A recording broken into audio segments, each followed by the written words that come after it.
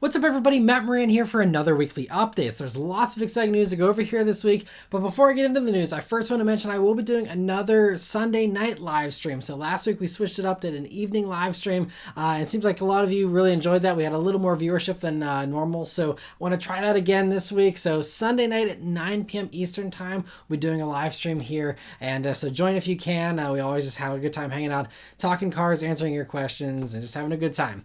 Anyway, moving on to the news here this week. So the first thing is we finally have a potential reveal date, or at least a time to expect the new Tesla Model 3 that has been something we've been waiting for a long time. And we saw the spy shots, a few months ago, and now it seems like we may be close to a reveal. So Chinese publication JRJ is reporting that the refreshed Tesla Model 3 has entered trial production in China, while mass production is supposedly going to be starting next month, and deliveries will be starting there in October, supposedly. This is not a super confirmed thing or anything. This is just a report. But I would assume that if they're following all that stuff, and this is coming from insider sources, I'm hoping that this actually is legit. And I feel like it feels pretty much appropriate for we saw the spy shots of vehicles that look pretty much done. They've been spied running around testing for a while now.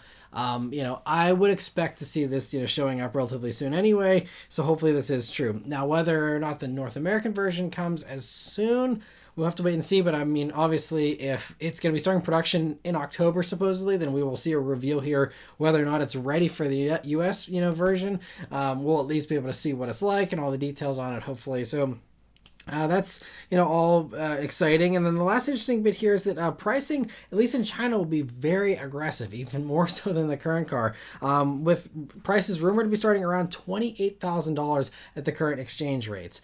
Now, again, that could be just something that they're really doing to try and focus on the very low-cost electric stuff that's available in China. And maybe our version will stick around the $40,000 price tag. Maybe they'll go really crazy and do a super cheap version of the Model 3 here. We'll have to wait and see. Supposedly there's some new battery chemistries and all kinds of other improvements on the way. And so hopefully we'll be able to cover all the details on that here in maybe the next couple of months or so. We'll have to wait and see. But anyway, interesting to hear that report. One EV sedan that it sounds like probably isn't going to be coming here is the next generation Genesis G70, which was planned and rumored to be an all-electric vehicle for this next generation version. But according to South Korean publication Juong'an Daily, they cite a source directly related to the project that says the project has been stopped, and explains that the reason why is partially because sales of the current version, at least internationally, have dropped off big time. Here in the States, actually, they're riding high. And I think 2022 was the best-selling year for the G70 so far.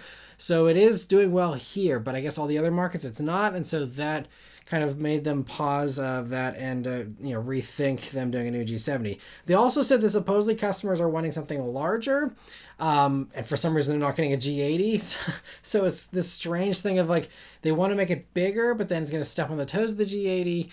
So I guess they're kind of in this dilemma where they don't want to keep it the same size as the current car, and so that limits their options.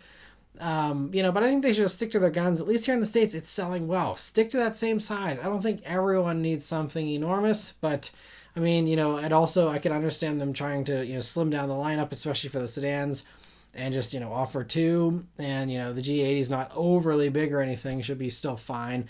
But, it just would be still nice to have a nice, small, compact, sports sedan from a luxury brand. Those are getting, I just feel like it's a little more rare these days. So hopefully they keep that around. But anyway, we'll see. Officially, currently, Genesis so far is just saying that nothing has been confirmed, and maybe nothing's been finalized as well. Maybe they're just pausing this project and not completely killing it yet. We'll have to wait and see, but I would say don't hold out hope for a new G70, and if you're someone who was hoping for something with an engine, definitely forget that, because if they were going to do it, it was going to be electric anyway. So, yeah, we'll see. I mean, I guess it'll end up turning into a thing of seeing, how the G80 electrified sells, since that already has an electric version. And if that is the right direction, as everyone wants something electric and large, and that means I guess they're willing to pay $80,000 for it, because that's what it'll cost for something that size that's electric. So I don't know. I still think there's a case to be made for a fun little $50,000 sports sedan too. But anyway, we will see, if anything officially gets announced there, or maybe we'll just never see a new G70 and we'll just assume that's what happened. But anyway, another potentially awesome car that we won't be getting here in the States and definitely not in the States, and you won't get it at all unless you're a resident of Japan, and a lucky one at that, because they revealed the Nissan Skyline Nismo. But as we know it here in the States, it's the Infiniti Q50, which has now been given the Nismo treatment. And so it's similar to the Z Nismo we just talked about, recently here, and gets similar boost in power to the twin turbo V6, now doing 414 horsepower and 404 pound-feet of torque here, and going exclusively to the rear wheels as well, unlike the Red Sport version we get here in the States, which has the all-wheel drive option. This is only rear-wheel drive, and it makes sense. This has always been the same engine. The Q50s had this motor way before the Z, so it makes sense that it's going to benefit from the same stuff the Z gets. The only difference is this does use the 7-speed torque converter automatic still, instead of the 9-speed multi-clutch automatic transmission that Mercedes uses and sells to Nissan for the Z. So that's the only difference there. I'd be curious to see how it feels with the 7-speed instead. But beyond the engine, it also gets upgrades to the suspension, brakes, and even windshield and rear glass, with those getting adhesives from the GTR Nismo to help improve rigidity very slightly without adding any extra weight, supposedly, which seems like a real OCD thing to do for a vehicle that otherwise, it's not that hardcore. I don't know. Anyway, cool nonetheless, a fun little marketing thing, I guess. But there's also new wheels with wider tires in the back, new bumpers to improve aerodynamics and cooling, and the same Recaro seats as the Z Nismo as well, along with a couple other unique touches here for the interior. And lastly, only 1,000 of these will be made exclusively for the Japanese market at a price of around $55,000 at the current conversion rate. So if you think things are bad with GR Corollas and stuff like that, where they're making, $6,500 a year or something, they're doing 1,000 of these. So, man, that is very low numbers. And so as a result, definitely don't expect anything like that to come here to the States. Q50 will probably linger on for another year or two until an electric version replacement's ready, and then it'll just fade off into the sunset, I'm sure. And we may have some insight as far as what might be coming from future vehicles from Nissan and Infiniti here in a minute, so stay tuned for that later on here. But getting into some better news here, some exciting sports sedan news that's good news.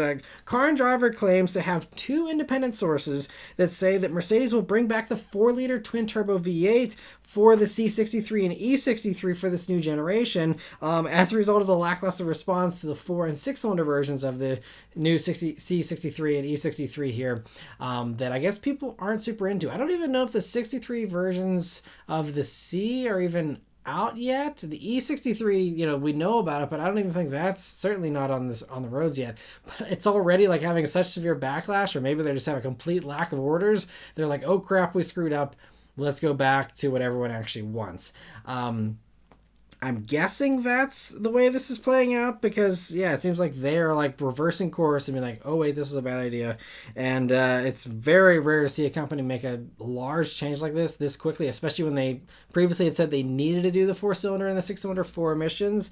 I guess they're either going to eat the fines or try and do something to get the efficiency as close as they can to the 4- and 6-cylinder versions. So anyway, now, because of all this stuff, they've somehow decided to justify those extra expenses as well. Of what they're going to have to do is first modify the engine to meet the Euro 7 emission standards, which are really strict, especially for large, powerful engines like that.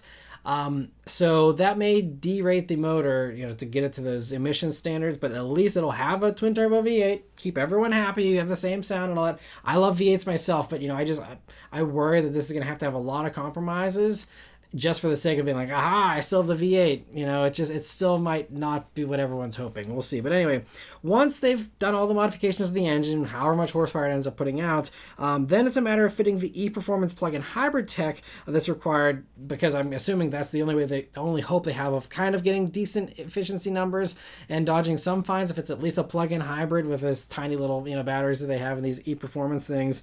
And I think in the S63 e-performance, it's I think 8 miles of range. It's hilariously low. And anyway, so they're going to stuff all that stuff into these as well, which, you know, E-Class, not too big of a deal. C-Class, though, seems like it's going to be an engineering hurdle, but supposedly Car and Driver says that senior engineers directly involved in the matter say that the E-Class and the C-Class both will need minor bodywork changes to fit the engine and all the electric tech, but that's it. Minor body stuff, and that's it. So that's encouraging to hear that actually it's not that hard to do, and it's something they have found a way, supposedly, to do it. You know, I'm just, again, we'll see how that motor comes out on the other side of these new emissions standards they need to put it through. But we'll see. The other thing that they said is that the cars should be on the market by 2026 for this fixed version of the C63 and E63. I think they also are not only feeling pressure from fans, but also from other car companies. With, you know, BMW showing no signs of slowing down. They're doing the plug-in hybrid V8 things like we see in the XM. That'll be in the M5, you know, and all that. And even Audi, I believe, is still going to, you know, keep around some fairly large engines. So I'm guessing Mercedes just maybe thought they went a little too far here and people aren't buying it, literally. And so anyway, 2026 is when hopefully this stuff will show up. And then if this all does continue to move forward as, you know, it's being reported here, you know, it'll be interesting to see how other companies react in the future, and, you know, if they are as open to change as Mercedes.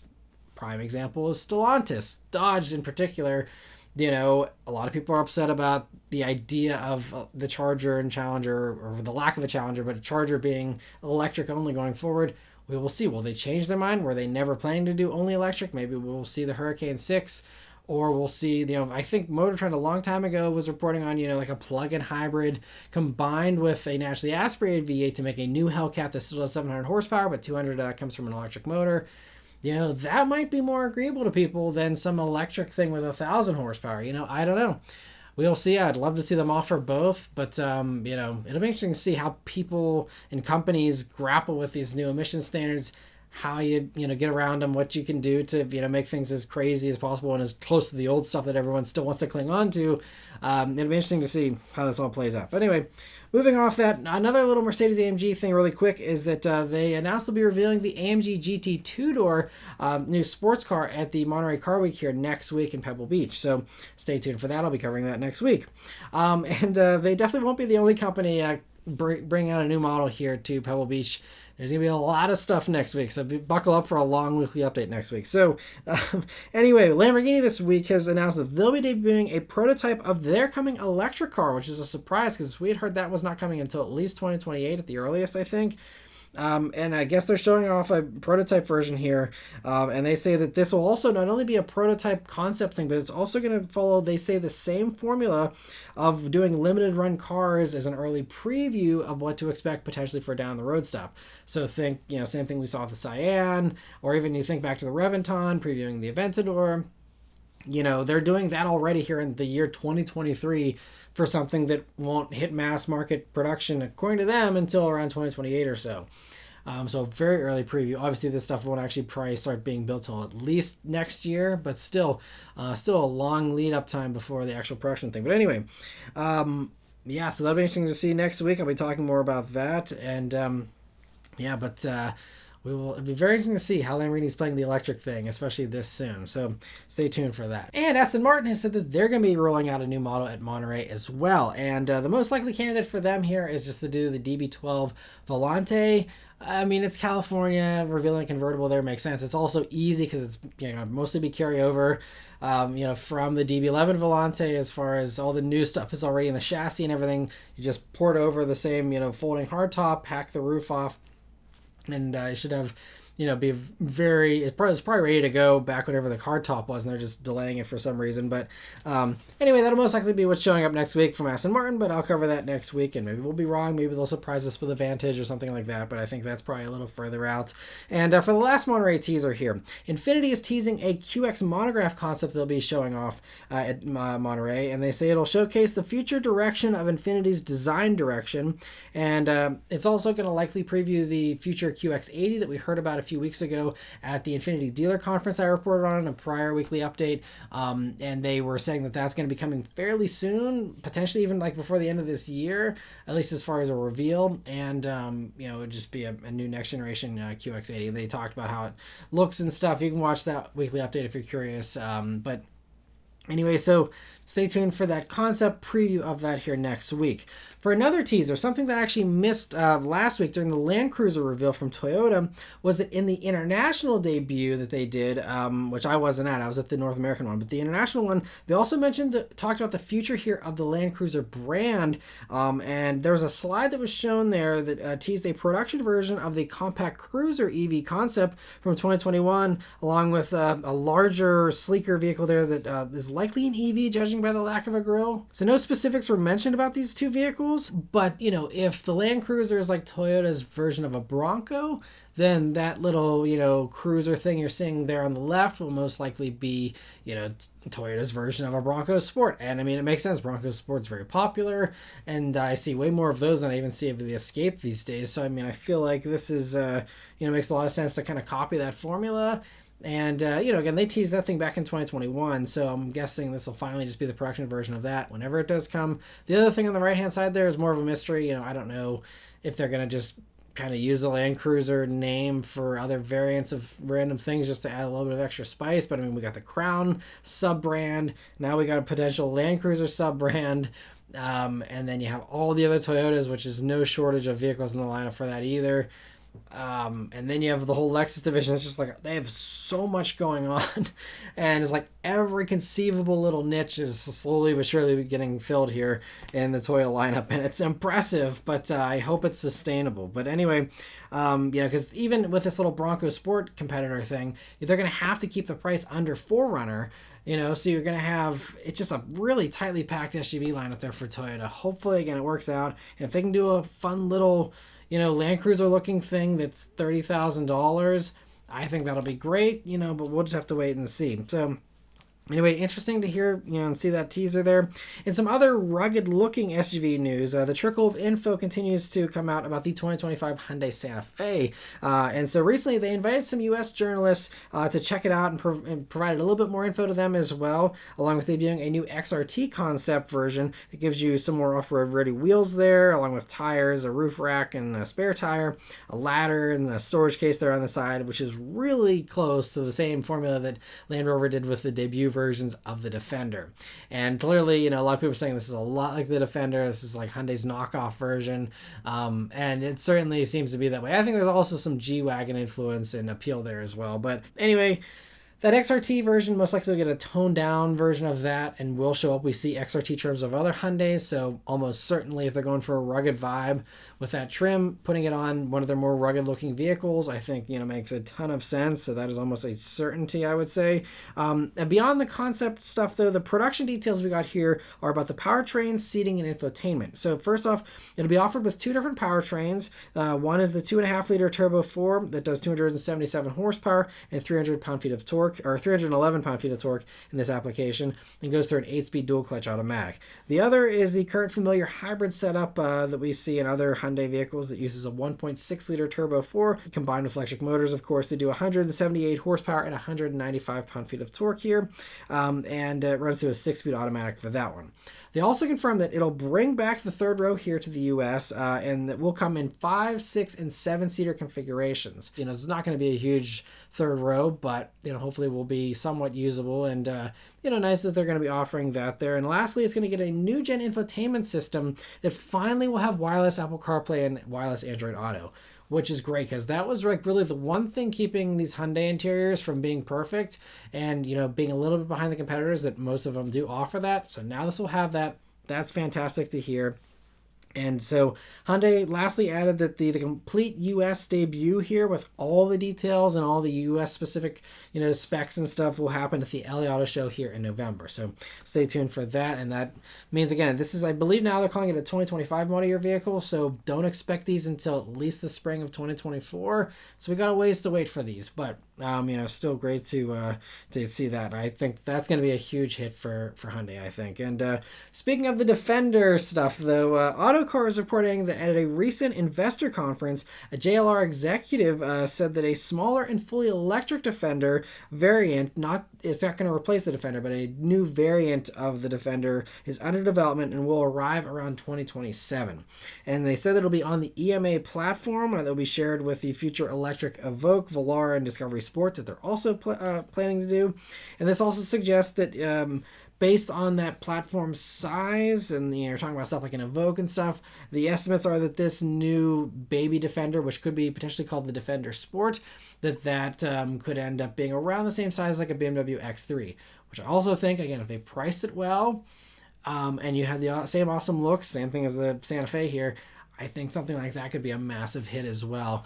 And so again, that's a ways off here. Got another 4 years or so to wait for that one, but sounds pretty promising. And they also mentioned in the same report here that a next-gen regular full-size Defender could also come around 2026, and that platform that new one will be on will be able to support both fully electric powertrains and also gas powertrains as well. So we could see here in about 3 years, 2.5 years, a new Defender coming as well that offers you either the gas or the electric thing, and so that would be cool if they offer that choice for people. But anyway, interesting to hear that as well. And Fisker has revealed their upcoming 3 models, the next 3 in their lineup here, the Alaska, Pear, and Ronin this week, with the last one rolling out by the end of 2025, supposedly. So these all be coming supposedly in the next couple of years. The Ocean hasn't been sticking to its schedule. I think they just I think in June they announced that they delivered 22 Oceans. 22 of them. So, I don't know how many they've done since then, the rest of the summer here, but not very large production. So we will see, when they actually get to mass production of these other 3. But we also don't have a ton of details about these. They kind of just showed off the designs and gave a few headline highlights, and that's it. So that's all we really have here so far. But first, we'll talk about the Alaska, which is the truck one and likely the first one to arrive here. It's based on the Ocean SUV that's already in production, and it offers a couple cool little touches. There's a drop-down midgate there to maximize the small bed, just like we saw in the Silverado EV. They claim 230 miles of range for the base version and 340 miles for the long-range version. It'll start around $45,000, they say, and could arrive as early as the very end of 2024. So might be just a little over a year away from that one. So, that would be cool if that, again, sticks to that schedule. Next up, though, is the Pear, which I think is also a lot more interesting here. So, this one's been teased for a while. They're saying it's going to be really affordable and stuff. So now we have, the full design there, which is definitely interesting and, probably polarizing as well.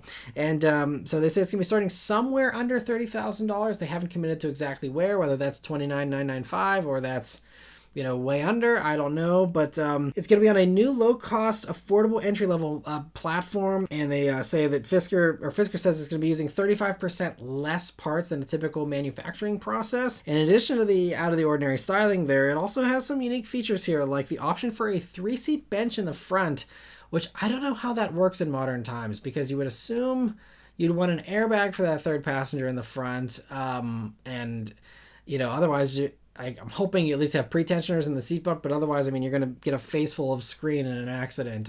So I love the idea. I would love to see a 3-row bench and lots of stuff. I don't know how that works. I think maybe some of the base pickup trucks still offer that potentially. I don't know how it works there either legally, but anyway, that's a thing supposedly they're planning. Also, it's going to have a drawer-style front trunk and a tailgate that slides behind the rear bumper, as you can see from their little, teaser reel there. And so that's a really cool idea, too, to have that slide away. It'll be great for tight spots where you can't open up your hatch, and it's awesome. And they're planning to build it at the old Chevy Cruze factory in Lordstown, Ohio, with Foxconn, who bought that factory.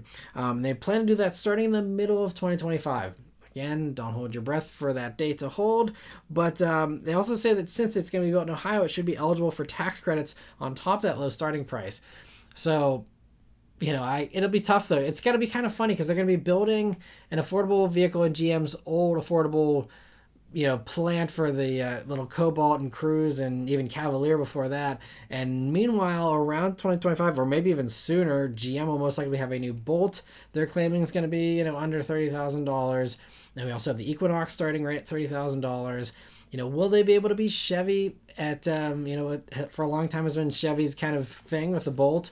We'll see. I think it has some cool new ideas. We will see if they can truly get production to a decent level. They have these pie-in-the-sky ambitions at Fisker here of, 1 million units a year and all this stuff. And it's like, I'd be happy to see 10,000 units a year even, but anyway, we'll see about that. And the last one here is the Ronin, which is a Porsche Taycan competitor with 4 butterfly doors, 1,000 horsepower, 600 miles of range, and a 2-second 0 to 60 time. That one's going to be coming last, and Hasn't been a price given for that one yet, but it'll of course be well into the six figures, I'm sure. And it all sounds promising. I also think we'll just have to wait and see how the Ocean does. Now that there's at least a couple dozen out there, how reliable are they? Do they drive well?